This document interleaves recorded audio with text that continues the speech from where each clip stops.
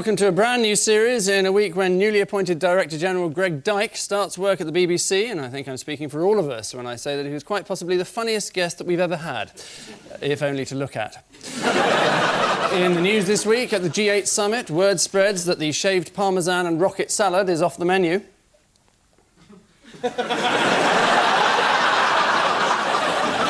Just months after Rupert Murdoch's wedding, the multi-millionaire's young bride is mistakenly informed that he's just died.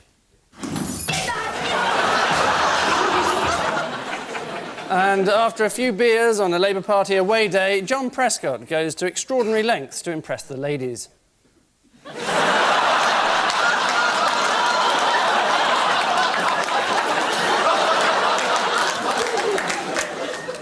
On Paul Merton's team is a Lib Dem who's campaigning to get Welsh birth certificates for children born outside Wales. It seems rather cruel. Lembit Opik.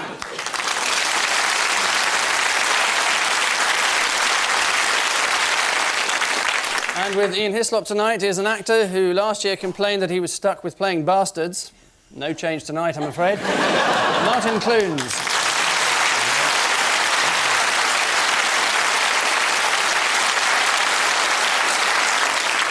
And so for the usual response to the announcement that it's time for round one. 4 stories from this week's news to regurgitate. Ian and Martin, take it away. It's the Chinese. Hello, slitty eyes. Yeah. Traditional greeting. He's looking at the menu. Gosh, anyone to eat? Tony Blair. I'm going to shoot you, and you. That's some protesters. Why aren't there any police jumping on them? It is amazing the police can never do anything at all unless suddenly we've got a Chinese leader in our midst. And then there are millions of them everywhere, arresting old ladies for carrying flags. It's very depressing, wasn't it? It's hideous. How did the Queen prepare for the arrival of the President? She sellotaped the old man's mouth shut.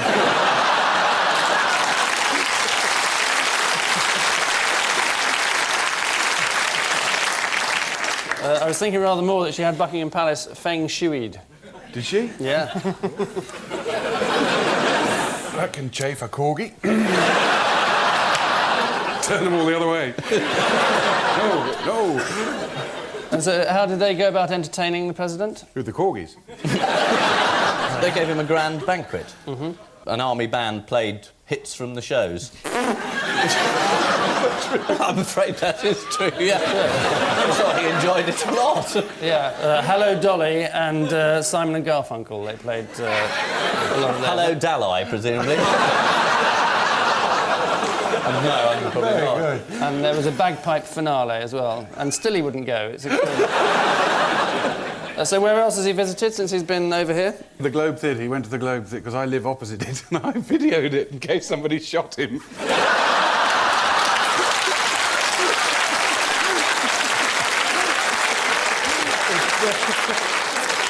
25 of the dullest minutes you'll ever see on tape. It might just have made you a multi-millionaire. I think I'll go over it. Yesterday afternoon, at a moving ceremony at 10 Downing Street, Prime Minister Tony Blair presented the Chinese president with a set of red flags, saying, "You might as well have these, we don't need them anymore." Paul and Lembit, who's back on top. Peter Mandelson, obviously. The Prince. Yeah. Eating crisps. I hope he's going to pay that back. I'll be off then. He's come back with a bang, as it were. Northern Ireland. No, I didn't mean it. No, really, I didn't. I have to work with him. And I actually think he's a nice man. I think you're cruel in this programme about him. I think he's an OK guy. We've got to be fairly careful on this programme what we say about Peter Mandelson still, I gather. Because someone tried to mention his private life the other day and got a stern rebuke from the Director General, the one who hasn't gone yet, even though he is going. And, hey, go quickly. Why?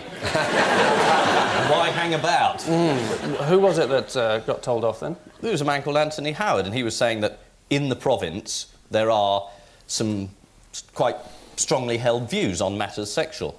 Ian Paisley preaches against sodomites, and some of the Republican leadership, the Catholics, are not terribly liberal on those matters. So having someone arrive, say,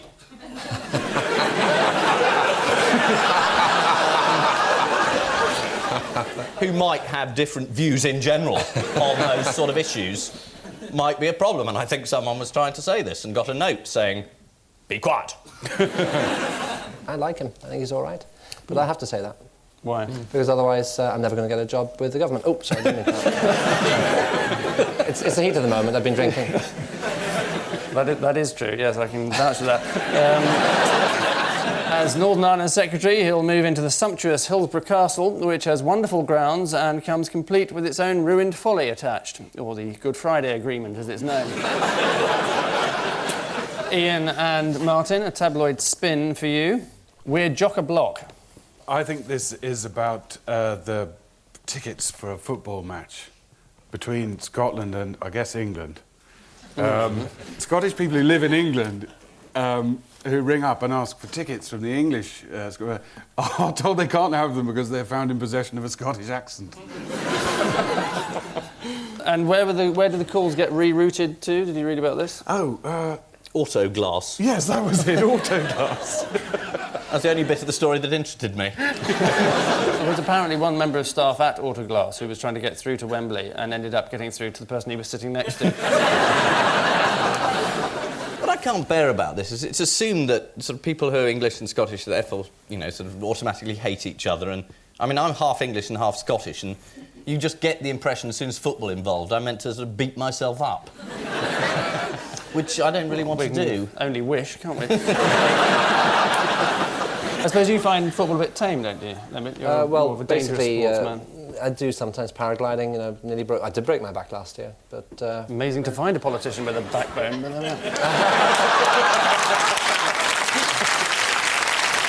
oh dear.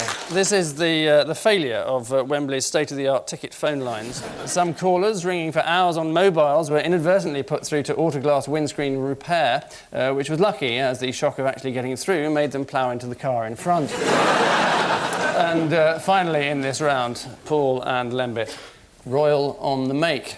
Oh, this is this idiot, isn't it? Prince Edward. Prince Edward is going to host a sort of banquet where he has £540. Come and listen to Prince Edward talking like an idiot, and the money goes in his pocket. Hello, I'm Prince Edward. Come and have dinner with me. Give me the money. Thank you very much. He's the man that said earlier in the year that nobody in Britain likes success, he said. That's why they don't like me.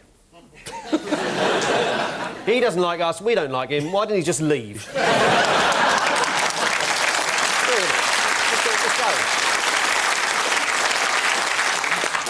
So what about his TV company, then? Yeah, what about his TV company, then? Because it recently struck a deal with NBC. Yes, he's going to put his grandmother on the telly.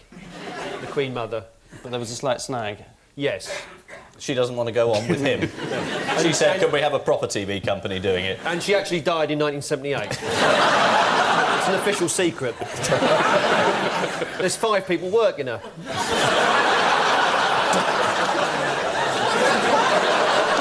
And the Queen on Christmas Day. I mean, how many more years have we got to put up with that? Oh, it's been a very good year for the Commonwealth. That's when we open champagne in our house, I can tell you. Who cares? Why don't they go and live in China with their new chum? Sing a few of the old songs. Yeah, exactly.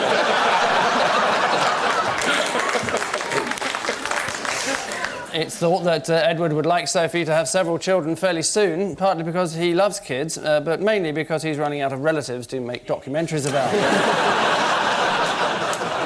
So, at the end of that round, the news for both teams is that, amazingly, like Sophie and Edward, they're still together with 4 points apiece.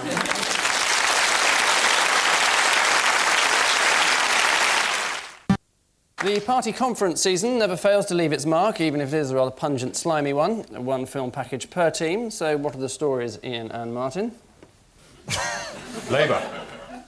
It's the Labour Party conference. He's getting into his car. Hunting. Hunting. We like hunting. You don't. The first story, Prescott got into his car in order to drive 200 yards to announce that we should all go by public transport. Which, even for him, is pretty stupid. And the pro-hunt campaigners were outside the festival, or whatever you call it, conference. saying we like hunting and we don't like you. Blair then stood up and said, I don't like hunting and I don't like any of you and it's still going to be banned. And then a few days later said, oh, hunting! Oh, that's OK. And what was the effect of the demonstration on Bournemouth? Nil, wasn't it? It actually brought Bournemouth to a standstill for 3 hours. So, no change there. Yeah. Copyright Angus, years ago. Please, help yourself. Are you dishing out your catchphrases? Oh, well, can I grab one if I fancy it? OK, I'll try and think of one between now and then. In what way?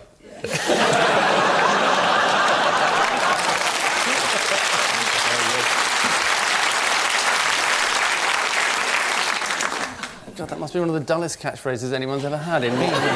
Suits you, though.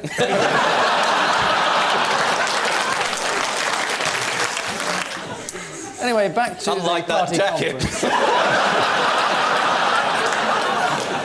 Yeah, it started. It's fox skin. Most Nice certainly autumnal colours, though. isn't. It's crimpline. It's crumpling from back here. Anyway, his keynote speech began, Mr. Blair. He said, tally-ho. Mm-hmm. Most amusing. And then he said that the Conservatives had killed Martin Luther King. And therefore they should never take power again. And they'd locked up Nelson Mandela. And I think they'd hit Sooty once. So what was your proposal that you came up with about fox hunting? The middle way group. Well, Yes. we are completely against a ban on fox hunting and completely against not banning fox hunting either, really, if you see what I mean. It's like a third way. I mean, it's obvious if I explain it like that, isn't It's it? quite a vague way, Yeah. certainly. Yeah. We want it to continue but be regulated, you see, with a code of practice and a nice independent hunting authority and licences and stuff like that. It's an awfully reasonable idea. Maybe you should give the fox a gun, or... Well, that's just really a silly idea, isn't it? Nothing gets past you, does it? In what way? No change there. The pro-hunting demonstration was fronted by Robin Page, the presenter of One Man and His Dog, who led the 16,000 protesters along the seafront before rounding them up neatly into a small pen. Following his 270-yard chauffeur-driven journey, John Prescott deftly handled the media's probing questions. Mr. Prescott, you're staying in a hotel only 100 or so yards from the conference. Why were you driven there this morning? Because of the security reasons, for one thing, and second, my wife doesn't like to have her hair blown about. Have you got another silly question? Minty! You can see what's happened, though. You can see what happened. He's had the ear bashing from her and he's had enough of it. Oh, I'm not going over here. You told me when you were Deputy Prime Minister that I could... All right, get in the car.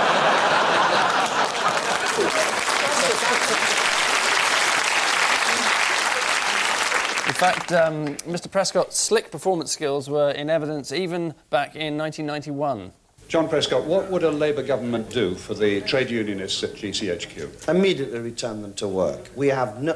I should say CGHQ.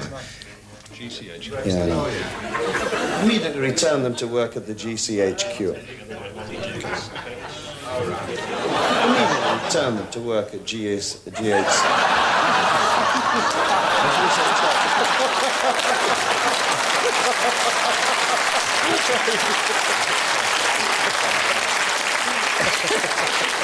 suggested that we'd be hearing the F word on kids' TV soon, didn't you, once upon a time? I said I wouldn't be surprised. If you were on. Martin Clunes reads Jack and Ulrich. It was... Listen with mother... That won't go out. Right, it's over to you, Paul and Lembit, your Seaside special. Right, yes. But obviously we know who they are. Mr. and Mrs. Thatcher. Yeah. This is the BBC programme Walking with Dinosaurs.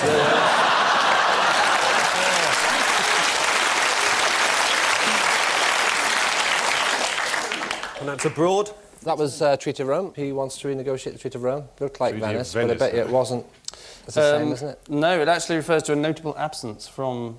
John Major wasn't there, was he? Ah. Don't you think that's the three most boring words in the English language? The major years. His book. It's absolutely fascinating on the telly, though, isn't it? It is quite good on the telly, though.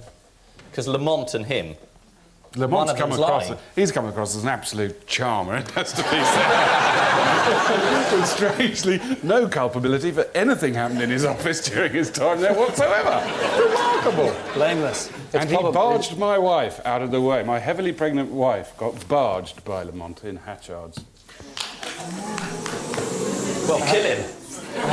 He didn't even notice he'd done it. He was trying to sell his book there, and he was desperate to find out how many he'd sold, the big turd. One delegate, Ian Littlegranger, stood up during the agriculture debate and brandished a raw leg of lamb. Unfortunately, his actual words were drowned out by the sound of frenzied howling from Baroness Thatcher. And so that's all the party conference news, really, isn't it? A bit unfair. Haven't you left one out? Did you have one? We had a very nice conference, actually. How was it? I didn't Charles read about it. made a very funny joke, and Paddy said goodbye. That was about it, really. It was good. You're forgetting your own input, of course. Look, you promised me you wouldn't bring that up, and it was just between us at the time. At the conference I'm talking about. Oh, right, sorry. I made so many speeches. It was the asteroid impact, which probably is for the extra point. Yes, did you know you're 750 times more likely to die in an asteroid impact than to win the lottery this weekend? Not a lot of people know that. You're mad. I'm trying to get the government to take action about asteroids, and Lord Sainsbury has agreed to set up a task force. So What, and genetically modify them? Am I right in thinking there is an Opik asteroid? There is an asteroid called Opik's asteroid, indeed, up there somewhere in the heavens, and when NASA said there was an asteroid coming towards Earth, I innocently remarked to a journalist that I hoped it wasn't Opik's asteroid, leading to the best headline I've had since being elected: MP to blame for end of the world. We Liberal Democrats can't make a difference, you see. So how did it come to get your surname? It was me granddad, who was an asteroid enthusiast. He was a professional. He wasn't an asteroid.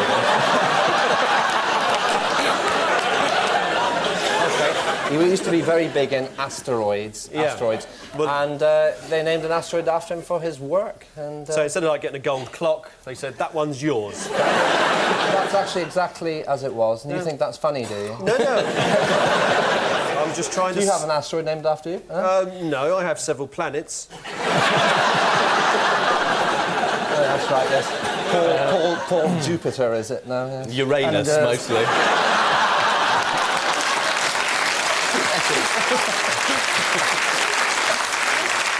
And a suburb of London, of course. I was being rude because there was one worthwhile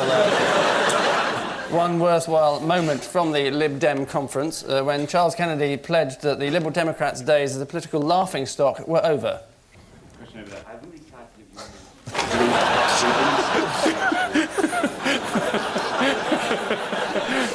That was the wing. We're just waiting for the prayer.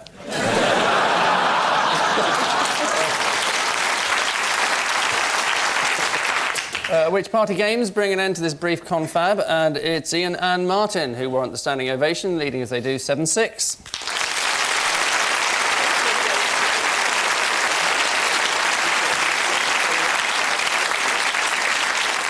If it's round 3, it must be odd one out, as the saying has never gone. One per team, Paul and Lembit, Tony Blair, Napoleon Bonaparte, Sylvester Stallone and Baby Spice. Oh, God, I don't know. No clues. High heels. Well, High heels. It could be. Is it height? Insoles. They're all short, and he had some insoles. Which one? Tony Blair? Yeah, that one there. So you're saying he wears insoles to make himself high? So she's got heels. She's got high heel shoes on. So it's got to be one of them. Well, Sylvester Stallone is... He'll wear them, and they didn't invent them. So Napoleon Bonaparte, because they probably didn't have insoles for short people when he was around. is the wrong answer. Is it Baby Spice the odd one out then? Why? Because she doesn't... Well, she's got platform shoes on there. And what about the others? They're all insolers. Is the right answer.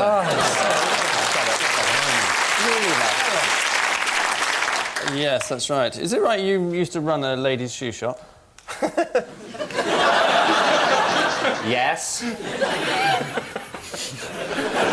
Did you want some?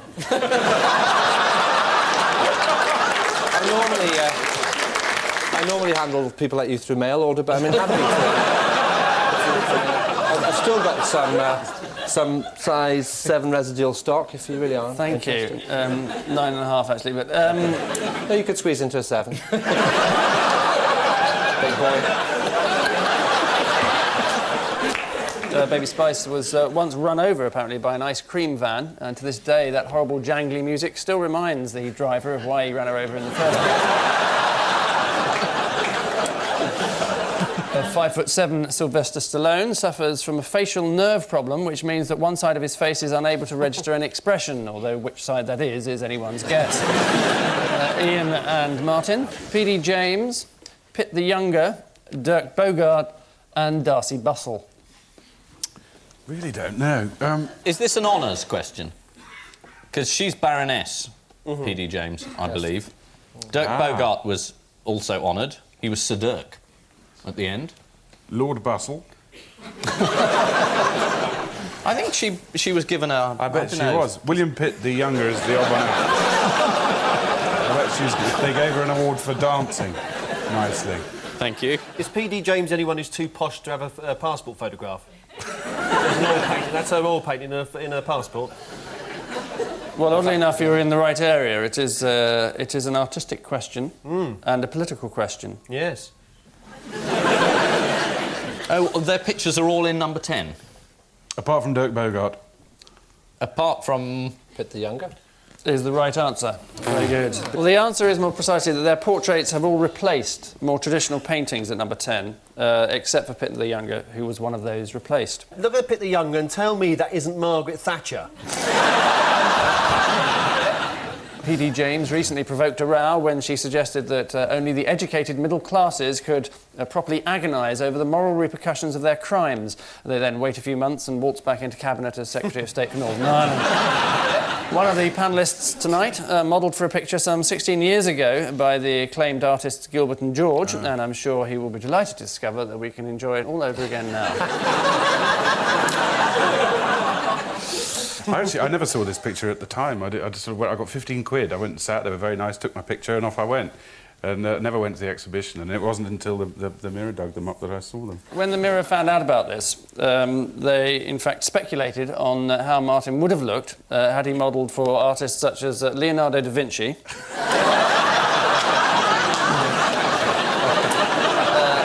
Andy Warhol, or Michelangelo.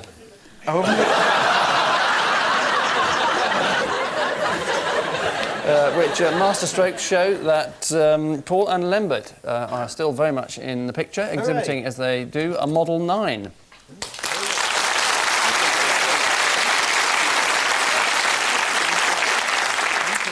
And so to the brief delirium of our final missing words round, the usual array of blank headlines and indeed expressions, including many or none from this week's guest publication, the peerless Fencing News. News for people with fences. So eyes down, look in on Chicken Dials What? Is it Kentucky Fried People? Human beings in a bat. 999. M for murder? 999 in a fowl's alarm. The chicken was in Norfolk, dialling 999 by repeatedly stepping on the number 9 key, which is kind of amazing. You'd have thought he'd use his beak, wouldn't you? Did anyone ever answer? Yes. Yes, they did. And which service did he want? He was unable to speak, being a chicken. Next, what with a llama? Fencing. It's a new Olympic sport, fighting animals. Arm wrestling pumas. Dalai. Say it with a llama. Darling, I love you. Here's half a push me pull you. No, it is in fact Be Calmer with a llama. This is the Llama Therapeutic Group in Vancouver, where clients pay £100 a day for the therapeutic qualities of llamas with names such as Rocky, Showgirl, Wildfire and Covergirl. Clients get their own room, but they're free to sleep alongside their llamas if they really want to. Is it me, or is that slightly strange? They're lovely animals, actually. Are they really? They're great big eyes and eyelashes. Can we move on? Next, they don't pussyfoot in the States with what? Fencing. Got to be fencing. Gotta be Cat fencing. shoes. Big Cat cats. shoes. They don't put you on the stage Wild with cats. cat shoes. Yeah, they've just invented cat shoes. What's that? A sort of type of peanut, isn't it?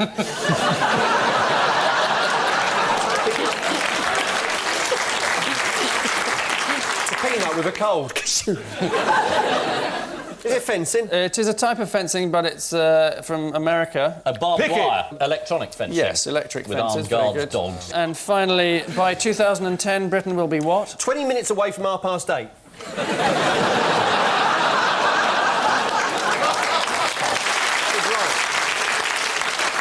Gridlock. No, this no. is about. There's going to be so It many will be single people. Unmarried Big, and eating alone. yeah, big singles bar. This Britain is- will be Single, Germany. Single and eating alone. No, it's not. Britain will be Germany. But yes, giant France. singles bar, Giant in single fact, bar, not- yeah. Right. Single women will thrive due to their enhanced social skills, and single men will flounder in lonely isolation. Unless there's a llama on hand. Which random pickings mark the end for tonight's gathering, and the final product is that this week's Dead Wood are Ian and Martin with 11, while this week's Live Wires are Paul and Lembit with 14.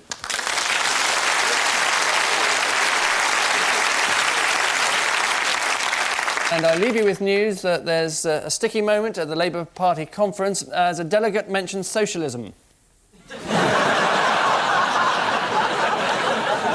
There's tension at NATO HQ as another Chinese embassy is accidentally hit. And in central London, a charity auction gets an unexpected boost as Michael Portillo donates his shower curtain.